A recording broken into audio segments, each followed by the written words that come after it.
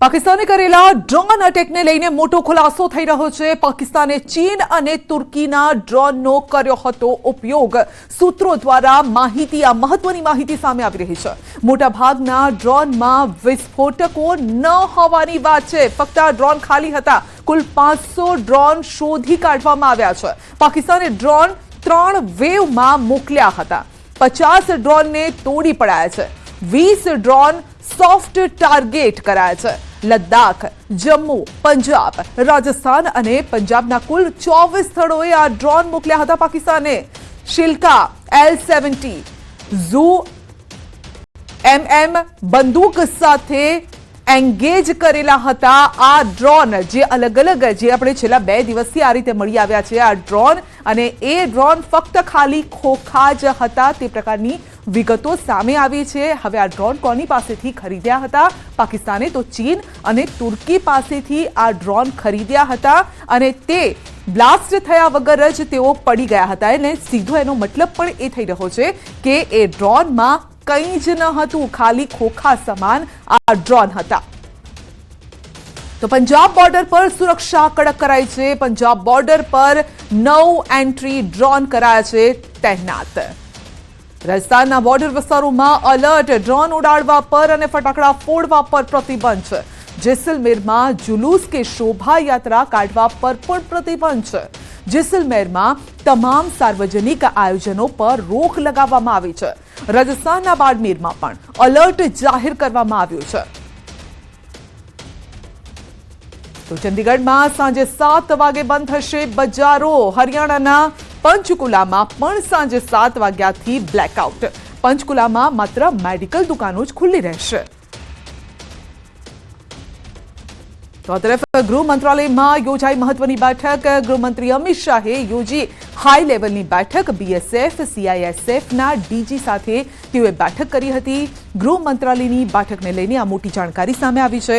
Border વિસ્તારથી લોકોને સલામત સ્થળે ખસેડવામાં આવશે।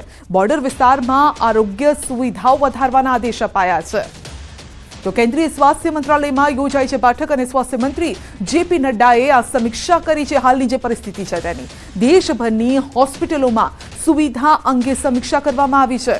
રજા પર રહેલા આરોગ્ય કર્મીઓને પરત બોલાવાયા છે।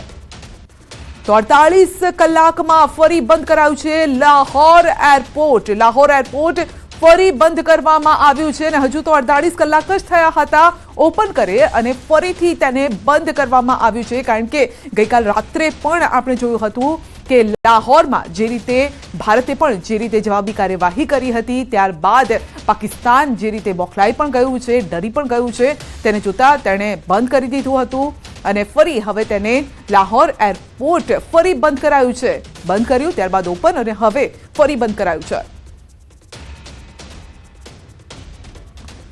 તો ખાસ કરીને સીમાવર્તી જે વિસ્તારો છે એ રાજસ્થાનના હોય કે પછી ગુજરાતના, ત્યાં વ્યવસ્થા અત્યારે ચાકચોબંધ કરવામાં આવી છે।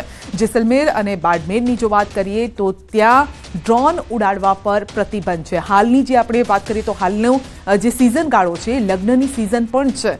ઘણા લોકોએ પોતાના ઘરે પ્રસંગો રાખેલા છે। એવા લોકોએ ફટાકડા ન ફોડવા, આતિશબાજી ન કરવી, તે પ્રકારનો નિર્ણય લેવામાં આવ્યો છે। પછી ગુજરાતની વાત હોય કે રાજસ્થાનની વાત હોય, તો આ તમામ મોરચે અત્યારે ખાસ સાવધાની વર્તવામાં આવી રહી છે। આરોગ્ય મંત્રાલયની બેઠકમાં નિર્ણય, દેશભરના આરોગ્ય કર્મીઓની રજાઓ રદ। આરોગ્ય મંત્રી JP નડ્ડાએ બેઠક યોજી દેશની આરોગ્ય સુવિધાઓની તેઓએ સમીક્ષા કરી છે કે પૂરતો સામાન છે કે નહીં તેની સમીક્ષા કરવામાં આવી છે।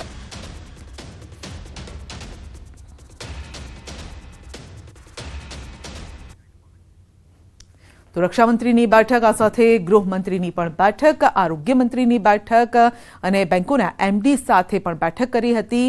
ઓપરેશન સિંદૂર બાદ અલગ રાજ્યોમાં પણ અત્યારે ચેકિંગ પણ કરવામાં આવી રહ્યું છે। જે દ્રશ્યો જોઈ રહ્યા છો તે પંજાબના દ્રશ્યો હતા। પોલીસ ચેકિંગ કરી રહી હતી, અને બીજી તરફ જે મંત્રીઓ છે, કેબિનેટ મંત્રીઓ છે, તેઓ ખાસ ચોકસાઈ વર્તી રહ્યા છે। આરોગ્ય સુવિધા પ્રોપર રીતે છે કે નહીં, કારણ કે ઇમરજન્સીમાં જરૂર પડે તો પછી એ સુવિધાઓ હોવી જરૂરી છે। રક્ષામંત્રીએ પણ બેઠક કરી હતી। આગળના જે પ્લાન્સ છે તે જણાવવામાં આવ્યા હતા, જે સૂચના આપવાની હતી તે અપાઈ છે। જેસલમેરમાં ફટાકડાના વેચાણ પર પ્રતિબંધ। જેસલમેરમાં તમામ પ્રકારના કાર્યક્રમો પર પ્રતિબંધ છે. જેસલમેર કલેક્ટરનો આદેશ છે કે જિલ્લામાં તમામ મેળાઓ સરઘસો પર પ્રતિબંધ મુકાય. ધાર્મિક સરઘસ, રેલી, પ્રદર્શન પર હાલ પૂરતી રોક લગાવાઈ છે. ઉશ્કેરણીજનક નારા લગાવવા પર પણ પ્રતિબંધ છે. રેલી, મેળો, સરઘસ, ધાર્મિક શોભાયાત્રા, પ્રદર્શન કે જાહેર કાર્યક્રમનું આયોજન નહીં થઈ શકે. સાંપ્રદાયિક સૌહાર્દને ઠેસ પહોંચાડે તેવા પેમ્ફલેટ કે પોસ્ટર, ભાષણ પર પણ રોક છે. સોશિયલ મીડિયા દ્વારા કોઈ પણ પ્રકારનો ધાર્મિક ઉન્માદ, જાતિગત દ્વેષ કે પ્રચાર ફેલાવી શકાશે નહીં. હુકમનો અનાદર કરનાર અથવા તો ઉલ્લંઘન કરનાર વ્યક્તિ સામે કડક કાર્યવાહી કરવામાં આવશે. આ આદેશ સરકારી પ્રવૃત્તિઓ જેમ કે સેના, પોલીસ, સશસ્ત્ર દળો, હોમગાર્ડ, કાયદો અને વ્યવસ્થામાં રોકાયેલા અધિકારીઓને લાગુ પડશે નહીં. તો થોડી વારમાં વિદેશ મંત્રાલયની પ્રેસ બ્રીફિંગ છે. વર્તમાન સ્થિતિ અંગે આપશે માહિતી. ભારત પાકિસ્તાનના તણાવ અંગે માહિતી આપવામાં આવશે. સતત 2 દિવસથી આ પ્રેસ કોન્ફરન્સ પણ થઈ રહી છે. સતત 3જા દિવસે પણ પ્રેસ કોન્ફરન્સ થશે અને અત્યાર સુધીમાં એટલે ગઈકાલ સાંજ બાદ જે પ્રકારની પરિસ્થિતિ પેદા થઈ છે તે ગઈકાલ બપોર સુધીની જે પરિસ્થિતિ હતી તેના કરતાં વધારે વણસી ગઈ હતી. અને રાત્રે જે રીતે સામસામે ડ્રોન ઉડ્યા છે અને જે રીતે ભારતે પાકિસ્તાનના ડ્રોનને ધ્વસ્ત કરી દીધા છે તો તમામ અંગે માહિતી પણ આપવામાં આવશે.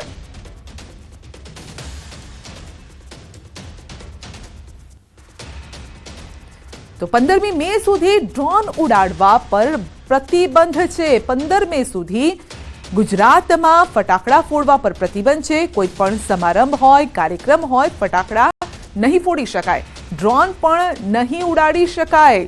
રાજ્યના ગૃહ રાજ્યમંત્રી હર્ષ સંઘવીએ ટ્વીટ કરીને આ માહિતી આપી છે કે હાલ પૂરતી સંયમ રાખવાની આ જરૂર છે કારણ કે પરિસ્થિતિ નાજુક છે.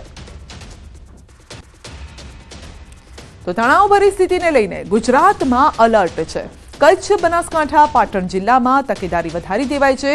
સરહદી અને કાંઠા પર સુરક્ષા વધારી દેવાઈ છે. એજન્સી સતર્ક છે. સોમનાથ, દ્વારકા, અંબાજી મંદિરમાં પણ સુરક્ષા વધારી દેવાઈ છે. અમદાવાદ એરપોર્ટ પર હાઈ એલર્ટ જાહેર કરાયેલું છે જ્યારે કે 7 એરપોર્ટ સંપૂર્ણ બંધ છે. તો હાલ તણાવભરી પરિસ્થિતિ અને ગુજરાતમાં કઈ રીતે ધ્યાન રાખવામાં આવી રહ્યું છે, જે એડવાઇઝરી છે તેનું પણ ધ્યાન રાખવામાં આવી રહ્યું છે. તો સરહદી વિસ્તારોમાં અલર્ટ વધારી દેવાયું છે. ખાસ કરીને ચેકિંગ કરવામાં આવી રહ્યું છે કારણ કે ક્યાંક એ પ્રકારની શંકા પણ હોય કે સ્લીપર સેલ્સ એક્ટિવ ન થઈ જાય. તે ખાસ કરીને ચેકિંગ ગાડીઓનું પણ કર્યા રહ્યું છે અને દરિયાકાંઠાની જે સુરક્ષા છે તે વધારી દેવાય છે. મંદિર જે યાત્રાધામો છે, અંબાજી હોય, દ્વારકા હોય, સોમનાથ હોય, તમામ એવા ખાસ મંદિર છે ત્યાંની પણ સુરક્ષા વધારી દેવાય છે. ડોગ સ્ક્વોડ ચેકિંગ કરી રહ્યું છે. આ સાથે એરપોર્ટ પર પણ અલર્ટ છે. 7 એરપોર્ટ તો સંપૂર્ણ બંધ છે. અમદાવાદ એરપોર્ટ પણ હાઈ અલર્ટ પર છે. તો આ રીતે અલગ અલગ રીતે સુરક્ષા ચાકચોબંધ કરવામાં આવી છે. વર્તમાન પરિસ્થિતિને જોતા રાજ્યના મોટાભાગના મંદિરોમાં સુરક્ષા વ્યવસ્થા વધુ સઘન કરી દેવાય છે. યાત્રાધામ અંબાજીમાં મોટી સંખ્યામાં પોલીસનો કાફલો તહેનાત કરી દેવાયો છે. એસઆરપીની ટુકડી સહિત પોલીસના 50 જવાનોને નગરમાં તહેનાત કરાયા છે જ્યારે કે મંદિરની સુરક્ષામાં હથિયારધારી જવાનો ખડે પગે જોવા મળ્યા છે. આ તરફ અરવલ્લીમાં પણ તંત્ર સાબદું બન્યું છે. શામળાજી મંદિરમાં પોલીસે સર્ચ ઓપરેશન હાથ ધર્યું છે. શામળાજી મેશ્વો ડેમ ખાતે પણ તપાસ કરાઈ છે. બોમ્બ સ્ક્વોડની ટીમે સાવચેતીના ભાગરૂપે તપાસ કરી છે જ્યારે કે જગવિખ્યાત દ્વારકાધીશ મંદિરની સુરક્ષા વધારી દેવાઈ છે. બોમ્બ સ્ક્વોડની ટીમ મંદિરમાં તહેનાત કરાઈ છે. મંદિરની આસપાસ સઘન ચેકિંગ હાથ ધરાયું છે. દ્વારકાધીશ મંદિરમાં ચુસ્ત પોલીસ બંદોબસ્ત વચ્ચે યાત્રિકોનું પણ સઘન ચેકિંગ કર્યા બાદ મંદિરમાં પ્રવેશ આપવામાં આવી રહ્યો છે. આ તરફ સોમનાથ મંદિરની સુરક્ષામાં પણ વધારો. Z+ સુરક્ષા કવચ ધરાવતા સોમનાથ મંદિરની સુરક્ષામાં વધારો કરાયો છે. સ્ટ્રેટેજિક પોઈન્ટ પર સુરક્ષામાં વધારો કરાયો છે અને સાથે જિલ્લા પોલીસ કંટ્રોલ રૂમ ખાતે શિફ્ટ વાઇઝ નવા PSIની પણ નિમણૂક કરવામાં આવી છે. અમદાવાદ સુરક્ષા તંત્ર અલર્ટ. શહેર પોલીસ કમિશનરે બોલાવી છે બેઠક. શહેરના તમામ અધિકારીઓ સાથે મીટિંગ. હાલની પરિસ્થિતિને જોઈને બોલાવવામાં આવી છે આ મીટિંગ. તો શહેર પોલીસ કમિશનરે બેઠક બોલાવી છે. હાલની જે પરિસ્થિતિ છે શહેરના તમામ અધિકારીઓ સાથે પણ બેઠક કરવામાં આવી રહી છે, કારણ કે બોર્ડરના વિસ્તારો પર અલર્ટ છે, પરંતુ ત્યાં જો કોઈ પ્રકારની મદદની જરૂર હોય તો તુરંત કેવી રીતે પહોંચાડી શકાય, ખાસ કરીને પોલીસ સ્ટાફને જો તૈનાત કરવો હોય ત્યાં, કારણ કે સુરક્ષાના એંગલ ઉપર એવું નથી કે બોર્ડર સિક્યુરિટી ફોર્સ જ ત્યાં લડે અથવા તો આર્મીના જવાનો લડે, પરંતુ જરૂર પડે તો પોલીસના જવાનોની પણ કઈ રીતે મદદ લઈ શકાય એ અંગે પણ આ બેઠકમાં લગભગ ચર્ચા થઈ હોવી જોઈએ. ગીર સોમનાથની વાત કરીએ તો સજ્જતાની સમીક્ષા કરાઈ છે. બેઠક યોજાઈ. પ્રભારી સચિવ જેનુ દેવનની અધ્યક્ષતામાં વર્તમાન યુદ્ધની પરિસ્થિતિને ધ્યાનમાં રાખી બેઠક યોજાઈ, જેમાં આવનારી કોઈપણ પરિસ્થિતિને પહોંચી વળવા માટે તમામ તૈયારીઓ અંગે ચર્ચા કરાઈ, તેમજ તમામ વિભાગ સજ્જ રહે એ માટે માર્ગદર્શન અપાયું છે. બેઠકમાં કલેક્ટર, જિલ્લા વિકાસ અધિકારી, જિલ્લા પોલીસ વડા સહિતના ઉચ્ચ અધિકારી ઉપસ્થિત રહ્યા, તેમજ કલેક્ટરે તમામ પરિસ્થિતિને પહોંચી વળવા માટે જરૂરી સૂચના આપી. મારી લોકોને નમ્ર અપીલ છે કે તંત્ર દ્વારા આપણે સમયાંતરે યોગ્ય માહિતી આપવામાં આવશે. આ સિવાય અન્ય કોઈ પણ પ્રકારની માહિતીથી ગેરમાર્ગે ના દોરાય, ખોટી અફવાઓથી દૂર રહે અને આવી સ્થિતિમાં, બ્લેકઆઉટ સ્થિતિમાં પોતે સુરક્ષિત રહે તે માટેનો યોગ્ય જે સૂચનાઓ સરકાર તરફથી આપવામાં આવી છે તેનું પાલન કરે. તો ભારત પાકિસ્તાન વચ્ચે તણાવભરી પરિસ્થિતિ જોતા સોમનાથ મંદિરની સુરક્ષા વ્યવસ્થા વધુ સઘન કરવામાં આવી છે. એસપી મનોહરસિંહ જાડેજા મુજબ ગીર સોમનાથ જિલ્લાભરના સમુદ્ર પર રાખવામાં આવી રહી છે નજર. જરૂરી જગ્યાઓ પર ડ્રોન દ્વારા પણ નજર રખાઈ રહી છે. સોમનાથ મહાદેવ મંદિરની સુરક્ષામાં પણ વધારો કરાયો છે.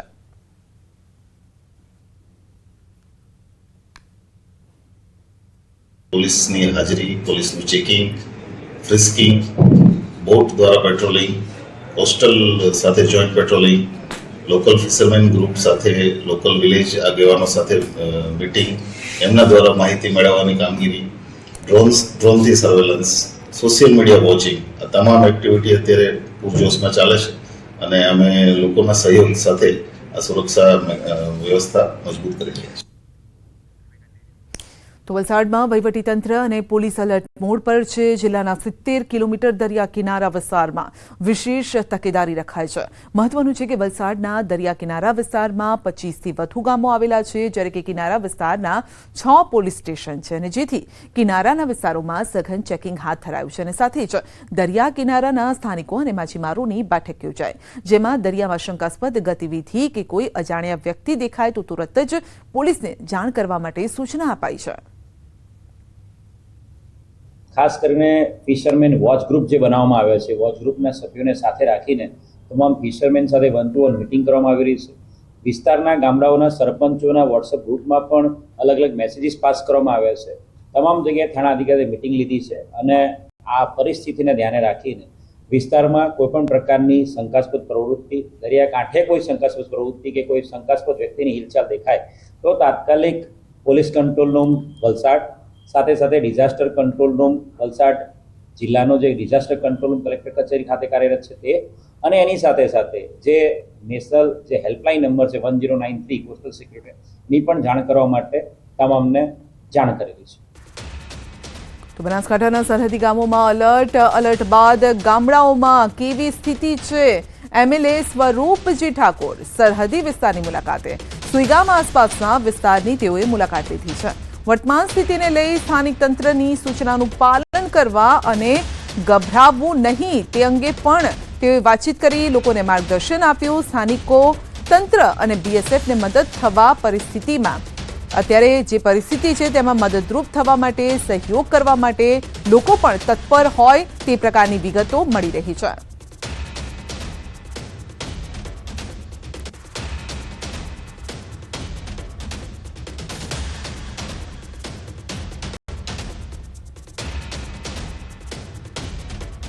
ભારત પાકિસ્તાન વચ્ચે યુદ્ધનો જે માહોલ સર્જાયો છે અને તેને પગલે આસપાસના જે દરિયાઈ વિસ્તાર છે, સરહદી વિસ્તાર છે, ત્યાં માહોલ ગંભીર ન બને તે માટે હવે એમએલએ જે છે તે પણ સ્થાનિકો સાથે ચર્ચા વિચારણા કર્યા છે. અત્યારે હાલ આપણે સુઈગામ વિસ્તારના જલોયા ગામ છે ત્યાં આગળ પહોંચ્યા છે અને સ્વરૂપજી ઠાકોર વાવ ધારાસભ્ય છે તેમની સાથે વાતચીત કરીશું. ખાસ કેવા પ્રકારની ચર્ચા વિચારણા કરવામાં આવી છે, લોકોને શું આશ્વાસન આપવામાં આવી રહ્યું છે, કારણ કે આ પ્રકારની પરિસ્થિતિમાં ખાસ કરી નેતાની જરૂરત માટે હોય છે કે લોકો તેમની વાત સમજે અને ફોહાપો ના બને અને શાંતિથી જે એડવાઇઝરી આવે તેનું પાલન કરે. જ્યારથી આ પરિસ્થિતિ ભારત પાકિસ્તાન સાથે સર્જાય છે કે કોઈ અણબનાવ ના બને એના માટે જો યુદ્ધના એંધાણ વાગી રહ્યા છે અને બોર્ડર લાઇનના ગામોની અંદર બારા વિસ્તારની અંદર તમામ પાકિસ્તાન બોર્ડર આવે છે એ ગામના લોકોને આજે મુલાકાત કરી રહ્યા છીએ અને એમને સમજાવી રહ્યા છે કે જે સરકારશ્રી અને તંત્રને જે પણ સૂચના હોય એ ચુસ્તપણે પાલન કરી અને આપણે સાવચેતી રાખીએ એના માટે લોકોને સમજાવી રહ્યા છે. આજે જલોયા ગામમાં આવ્યા હતા અને જલોયા ગામમાં પણ લોકો એકઠા થયા અને એમને પણ ચર્ચા કરી અને જે પણ સરકારશ્રી અને તંત્રની સૂચના મુજબ આપણે કામ કરીશું અને જ્યાં આપણા જવાનોને આપણી જરૂર પડે અગાઉ પણ જલોયાની અંદર જે અગાઉ પણ ભારત પાકિસ્તાનનું યુદ્ધ થયું એમાં પણ અહીંના લોકોએ મદદ કરેલી એ રીતે આ વખતે પણ કદાચ યુદ્ધનું બનાવ બને તો આ વખતે પણ લોકો સ્વયંભૂ તૈયાર છે. જે રીતે એમની સાથ સહકાર સૈન્યને આપવાનો હોય, લશ્કરને સાથ સહકાર આપવાનો હોય, એમને સાથ સહકાર આપવા માટે બધા લોકો તૈયાર છે. સ્વરૂપજી, જે રીતે વિગતો મળી રહી છે કે જલોયા ગામના કેટલાક પગીઓ પણ રહી ચૂક્યા છે. 1971માં જ્યારે બોર્ડર ઉપર આ પ્રકારની મદદની જરૂર હતી ત્યારે પગી તરીકે પણ તેમનો રસ્તો અને રાહ જે છે તે બતાવી છે. આસ્થાનું કેન્દ્ર જે છે તે પણ અહીંયા નડાબેટ ખાતે છે. તેના વિશે શું કહેશો? કેટલા લોકો અહીંયા છે કે હજી તેમના માટેની માર્ગદર્શન અથવા તો તેમના માટે જાન ન્યોછાવર કરવા માટે પણ રેડી છે? આ માં નળેશ્વરીની કૃપા છે. અહીં રણની અંદરમાં નળેશ્વરી બિરાજમાન છે. નરેશ્વરીની કૃપાથી અહીં લોકો ખૂબ શ્રદ્ધા અને માના કૃપા પણ છે. એટલે અહીં કંઈ પણ અણબનાવ બનતો હોય ત્યારે માની કૃપા રહે જ છે. અને અહીંના લોકોએ હંમેશા ગમે ત્યારે ભારત પાકિસ્તાનનું યુદ્ધ થયું હોય તો ત્યારે અહીંના લોકોએ ખૂબ મદદ કરી છે. જે રીતે એમને આવડત હતી એ રીતે એમને ખૂબ મદદ કરી છે. ખાસ આવી પરિસ્થિતિમાં સરકારી તંત્ર સાથે સ્થાનિકોએ કેવી રીતે તાલમેલ મેળવવો જોઈએ? આની પહેલાં જ્યારે મોકડ્રીલ થતી હતી ત્યારે તે લોકોએ સહયોગ આપ્યો હતો. હવે પછી શું સૂચન કરવામાં આવે તો તે લોકોનું પાલન કરશે? દરેક ભારતના દરેક નાગરિક અને દરેક હિન્દુસ્તાની બધા લોકો સાથે મળીને જે રીતે એમને સહયોગ આપવો પડે એ રીતે સહયોગ આપી અને સાથે મળી અને ભારતની રક્ષણ કરવા માટે સૌ લોકો તૈયાર છે. બિલકુલ. તો આ હતા જે ધારાસભ્ય તેમનું કહેવું છે કે સાથે સાથે અહીંના પગી જે છે રહી ચૂકેલા તે લોકોએ તો મદદ કરી હતી, પરંતુ હવે તેમના વડદાદા કહી શકાય તે લોકો અને અહીંના જે સ્થાનિકો જે છે તે પણ અત્યારે હાલ તેમની તંત્રની અને સાથે સાથે બોર્ડરમાં ફૌજીઓની પણ મદદ કરવા માટે તંત્ર સાથે તાલમેલ કરવા તૈયાર છે. કેમેરા પર્સન શ્રેણિક મહેતા સાથે મૌલિક ધામેચા, ન્યૂઝ 18. સરહદી વિસ્તારમાં આર્મીથી લઈ સ્થાનિકોની કેવી મદદ થતી હોય છે અને કેવી રીતે મદદરૂપ થતા હોય છે તેનું ઉદાહરણ જે છે રણછોડ પગી. રણછોડ પગીની સાથે અનેક એવા ગામમાં સરહદી વિસ્તારમાં જે ગાર્ડ તરીકે જોડાયેલા હતા, પગી તરીકે જોડાયેલા હતા, તેવા પરિવારજનોમાંથી એક સુઈ ગામના જલો ગામ છે, ત્યાં આગળ આવેલું એક પરિવાર છે રાઠોડ રેવાજી જેઠાજીનો પરિવાર, જે આપ દ્રશ્યોમાં જોઈ શકો છો કે 1971 વખતે જ્યારે સરહદ પારથી આ પ્રકારનું યુદ્ધ થયું હતું ત્યારે અનેક પગીઓએ ખૂબ જ સ્થાનિક તરીકે તેમની મદદ કરી હતી. આર્મી એ સમયે નહોતી પરંતુ SRP હતી અને SRP સમયે આ તેમના પરિવારે જે મદદ કરી હતી તેને આજે વાગોડવી એટલા માટે જરૂરી છે કારણ કે આ એમનો પરિવાર છે કે જે યુદ્ધના સમયે પણ કદમથી કદમ મિલાવી આર્મીને મદદ કરતું હતું અને અત્યારે હાલ પણ આવી યુદ્ધની તણાવભરી પરિસ્થિતિમાં પણ તેમને મદદ કરવા માટે તૈયાર છે. કેટલાક સ્થાનિકો છે આપણી સાથે, તેમની સાથે વાત કરીશું. અંકલ, આ જે તસવીર છે લગભગ ક્યારની હશે અને શું આમાં વાર્તા કહેવામાં માંગે છે? આ તસવીર જે દેખાય છે તે 1971ના યુદ્ધની છે. એ વખતે આપણા બોર્ડર ઉપર તૈનાત SRP હતી અને જે 3 તસવીરમાં દેખાય છે પોલીસ પગી, એ ત્રણેયમાંથી કાકો ભત્રીજ મારા ખુદ ગામ જલોયાના જ મારા ફાધર જ છે અને સગતાજી મારા ભાઈ છે ને લીંબાળા ગામના જોડે દેખાય રણછોડજી પગી દેસાઈ છે. એ વખતે 71ની સાલમાં અમારો લગભગ 15 વર્ષની મારી ઉંમર હતી, પણ બધું યાદ છે એમને. અને અમારા વડવાઓ દાદાઓ ગામના વડીલો એ બધે ફૌજને મદદ, જેમ કે ગાઈડિંગ કરવું, ગાડી ફસાય તેમને મદદ કરવી, પાણીની મદદ કરવી. એ વખતે આધુનિક સાધન કંઈ હતા નહીં તો પાવડા તીકમ એવી રીતે ખોદીને ઝાડવા નાખીને ગાડી બહાર કાઢવી, એવી બધા અનુભવો હતા. પછી રસ્તાના અનુભવ હતા. પછી પાકિસ્તાનના ગામડા અમારા અહીંયાથી કેટલા દૂર છે એવા બધા અનુભવ હતા. એ વખતે ફેન્સિંગ નહોતું, કોઈ પ્લાન ન હતું. હાલની જે આ તણાવભરી સ્થિતિ છે તેમાં કદાચ આર્મીને જરૂરિયાત પડે તો કઈ રીતે મદદરૂપ કરવા ગામ જે છે તે તૈયાર છે? તૈયાર છે ગામ બધું શું. આપ શું કહેશો, કઈ રીતે મદદરૂપ થવા તૈયાર છે? આવા પ્રકારની જે તણાવભરી પરિસ્થિતિ છે તો શું મદદરૂપ થઈ છે? હજી અત્યારે તો હાલમાં તો કોઈ ગાડીઓમાં મદદ કરવાની, કોઈ ગાડી ફસાય, કોઈ બીએસએફ ને પાણી બીજું હા ના ચાહે જોઈતું હોય તો એવી મદદ અમે કરીએ. બિલકુલ. આપ શું કહેશો, આપ પણ ગામના સ્થાનિક છો, અહીંયા જે તણાવભરી સ્થિતિ હોય છે ત્યારે કેવી આકસ્મિક પરિસ્થિતિ હોય છે જેને પહોંચી વળવા માટે આપ તત્પર અને તૈયાર છો? અત્યારની જે તણાવની પરિસ્થિતિ છે એના પ્રમાણે મારું માનવું એવું છે કે આગળના જે સમયમાં 1971નું યુદ્ધ થઈ ગયું, 65નું યુદ્ધ થઈ ગયું, એ વખતે અમારા વડવાઓએ હરેક મિલિટરીને, બીએસએફ હોય કે એસઆરપી હરેકને મદદ કરી હતી, એમને હેલ્પ કરી હતી, એમને ગાઈડ આપી હતી, એમને રસ્તાનું સૂચન આપ્યું હતું, રસ્તા બતાવ્યા હતા, એમને બધા અનુભવ હતા. આજે અમારી ઉંમર નાની છે પણ આજે અમને જે બીએસએફ બોર્ડર ઉપર જે બેઠી હતી હરેક બીઓપી, જે તે બીઓપી, એક બીઓપીનો અમને પણ અનુભવ છે કે આ બીઓપી જવું હોય તો અહીંથી જવાય છે, આ બીઓપી જવું હોય તો અહીંથી જવાય છે, 960 ઉપર જવું હોય કે 973 ઉપર જવું, ગમે ત્યાં જવું હોય, અમને આજે રસ્તાનો અનુભવ છે. અને આવનારી મિલિટરી, ધારો કે એસઆરપી હોય, બીએસએફ હોય કે કોઈ બી હોય, એમને તો અનુભવ છે નહીં કે ક્યાંથી ક્યાં સીધું જવાનું અને કઈ જગ્યાએ દલદલ છે ને કઈ જગ્યાએ રસ્તો સારો છે, એનો અનુભવ આજે અમને છે. અને કદાચ આવા સંકેતો બનશે તો અમે તંત્રની સાથે રહેશું, અમે એમને હેલ્પ કરશું અને બાકી બીએસએફ છે, મિલિટરી છે, ગમે છે, એમને ફૂલ સમર્થન આપશું, ફૂલ સપોર્ટ આપશું. અને આ વખતે યુદ્ધ થશે તો અમે અમારું ગામ અને અમારી જનતા લડી લેવાના મૂડમાં છે. તો આ હતા સ્થાનિકો. તેમનું કહેવું છે કે ભારત હોય પાકિસ્તાનની સામે અને પાકિસ્તાન હોય ભારત સામે કોઈ પણ પ્રકારની યુદ્ધની પરિસ્થિતિ વખતે તેમને લડી લેવાના મૂડમાં છે અને મદદરૂપ થવાની વાત હોય તો તેઓ પૂરેપૂરો સહયોગ કરશે અને તમામ રોડ રસ્તાથી લઈ એક ટૂંકાણનો જે રસ્તો છે તે પણ બતાવવા તૈયાર છે. કેમેરામેન શ્રેણિક મહેતા સાથે મૌલિક દામેચા, ન્યૂઝ 18, સુઈગામ. પાકિસ્તાન યુદ્ધની પરિસ્થિતિ વચ્ચે સરહદીય વિસ્તારો અલર્ટ પર છે અને ત્યારે કચ્છ જિલ્લાને હાઈ અલર્ટ પર રાખવામાં આવ્યો છે અને તેથી કચ્છના સરહદીય વિસ્તારોના ધાર્મિક સ્થળો પણ બંધ કરવામાં આવ્યા છે. કોટેશ્વર યાત્રાધામ પ્રવાસીઓ માટે બંધ કરવામાં આવ્યું છે. સાવચેતીના ભાગરૂપે કોટેશ્વર મંદિર બંધ કરી અને મંદિર બહાર ચુસ્ત પોલીસ બંદોબસ્ત ગોઠવી દેવામાં આવ્યો છે.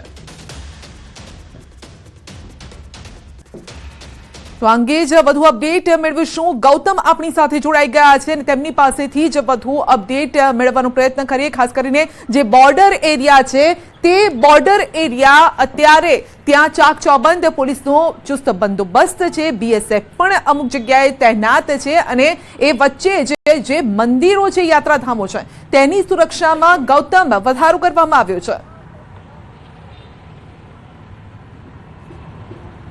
ચોક્કસથી પ્રસિદ્ધ યાત્રાધામ જે છે તે આવેલું છે અને ત્યાં જે સુરક્ષિત જે છે તે વ્યવસ્થા કરવામાં આવી છે, એટલે કે સઘન વ્યવસ્થા કરી દેવામાં આવી છે. કોટેશ્વર જે મહાદેવનું મંદિર છે, પૌરાણિક મંદિર કચ્છની અંદર આવેલું છે અને ત્યાં મોટી સંખ્યાની અંદર પ્રવાસીઓ જે છે તે જતા હોય છે. એની બાજુમાં જ નારાયણ સરોવર જે છે તે આવેલું છે, એટલે કે આ પ્રવાસન સ્થળ જે છે તે માટે પણ કચ્છ જિલ્લો જાણીતો જે છે, એટલે કે લોકો પ્રવાસીઓ જે છે તે મોટી સંખ્યાની અંદર આવે નહીં તે માટેના વ્યવસ્થા જે છે તે કરવામાં આવી છે. મહત્વનું સાથે તે છે કે ખાવડાની અંદર આવેલો જે છે જે મોટો સોલર એનર્જી પાર્ક જે છે તેને પણ બંધ કરવાનો નિર્ણય જે છે તે કરવામાં આવ્યો છે. સૂત્રો દ્વારા આ પ્રકારની માહિતી પ્રાપ્ત થઈ રહી છે કે તેને પણ સુરક્ષાના પર્પઝ હેતુ તેને બંધ કરવામાં આવે તે પ્રકારનો નિર્ણય લેવામાં આવ્યો છે. સાથે સરહદી વિસ્તારના જેટલા જે લોકો જે ગામડાઓ આવેલા છે, ગામડાની અંદર લોકો વસતા હોય, ત્યાં રોજગાર અર્થે જતા હોય, તેઓ પણ સુરક્ષિત સ્થળે જઈ રહ્યા છે, એટલે કે તેઓનું પણ સ્થળાંતર થતું નજરે પડી રહ્યું છે. સ્વયંભૂ લોકો જે છે તે સ્થળાંતરે થાય તે પ્રકારની પણ વ્યવસ્થા જે છે તે હાથ ધરવામાં આવી છે અને આ સુરક્ષાના ભાગરૂપે આ પહેલ જે છે તે કરવામાં આવતી છે. મહત્વનું સાથે છે કે કચ્છ જિલ્લાની અંદર એક બેઠક જે છે તે કલેક્ટર કચેરી ખાતે ચાલી રહી છે. તેમાં સ્થાનિક ધારાસભ્યો જે છે તે પણ ઉપસ્થિત છે. સરકાર દ્વારા જે દિશા નિર્દેશ જાહેર કરવામાં આવ્યા છે તેનું પણ ચુસ્તપણે પાલન થાય તે પ્રકારનો આશય રાખવામાં આવી રહ્યો છે. મહત્વનું એ છે કે અત્યારે હાલ લગ્નનો સિઝન ગાળો જે છે. જી બિલકુલ. તો અલગ અલગ રીતે અત્યારે એડવાઇઝરી બહાર પાડવામાં આવી છે. ગૌતમ, આપનો આભાર મારી સાથે જોડાવા બદલ. ખાસ કરીને અત્યારે લગ્નસરાની આ સિઝન છે ને એવા સમયે ફટાકડા ફોડવા, આતિશબાજી કરવી અને લોકો એક જગ્યાએ મોટી સંખ્યામાં ભેગા થાય એવું ન કરવું તે અંગે પણ ખાસ સૂચન અપાયું છે. જૂનાગઢ માંગરોળ બંદર ખાતે મરીન ટાસ્ક ફોર્સનું પેટ્રોલિંગ અને માંગરોળ બંદર ખાતે મરીન કમાન્ડો તૈનાત છે. ફિશિંગ બોટની કરવામાં આવી રહી છે યોગ્ય તપાસ.